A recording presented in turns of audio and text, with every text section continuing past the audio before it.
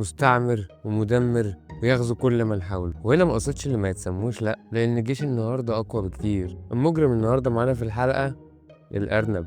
وهنا بقى ما قصدش الارنب الكيوت اللذيذ اللي كل البنات بتحبه ولا بتاع المجلات اياها. خليني اقول لك ان الارنب لوحده قادر يدمر اي ارض يقعد فيها ويستعمرها وياكل خيرها كله. خليني اقول لك ان زوج واحد بس من الارانب بيلد بمعدل اكتر من 50 ارنب سنويا، وده طبعا بيزود استهلاك الموارد النباتيه لانه حبه عينيه من صباحيه ربنا بيجري ويفرهد وعلى طول جعان. عايز اقول لك ان الارنب بياكل اي حاجه الارض بتطلعها، كل اللي يجيبه ربنا خير. ايه ده ورد؟ خليني اقول لك ان الارنب قادر يدمر اي ارض ويستعمرها وياكل خيرها. زوج واحد بس من الارانب بيلد اكتر من 50 ارنب سنويا، يعني في خلال سنه هيبقوا مستعمره. وده بالظبط نفس اللي حصل في 1859. جه عم توماس لاستراليا مع 24 ارنب وقال ايه، اطلقهم في الغابه عشان بيحب الصيد، هوايه يعني. طبعا انت هنا ممكن تشوف الموضوع عادي، بس يقول لك لا يا حبيب قلبي، حاسب ال 24 ارنب دول يا حبيب قلبي بعد 70 سنه بقوا 10 مليون ارنب. انت متخيل؟ جيش بيهدد النظام البيئي، انت متخيل؟ بيهدد المزارعين اكتر من الذئاب والحيوانات المفترسه. ده مش بس كمان بياكل المحصول، ده بيدمر التربه تماما، بيخليها غير قابله للزراعه. ملايين من الفدادين في جميع انحاء استراليا بقت غير قابله للزراعه. ولما الحكومه في استراليا قررت تتدخل وتعمل اسوار او اسلاك،